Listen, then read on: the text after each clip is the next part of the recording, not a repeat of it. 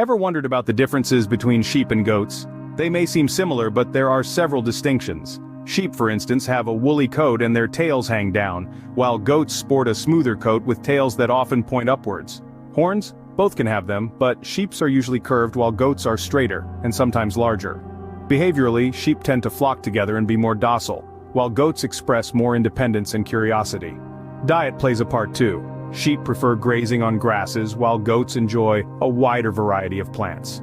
Socially, sheep follow a hierarchical structure and may follow a leader. Goats are more independent with a less rigid social structure. Ever heard a baa or a bleat? That's a sheep and a goat respectively. Tail docking, a common practice in some sheep breeds, is less common in goats. Remember, these are general characteristics and individual animals may vary. Fascinating, isn't it?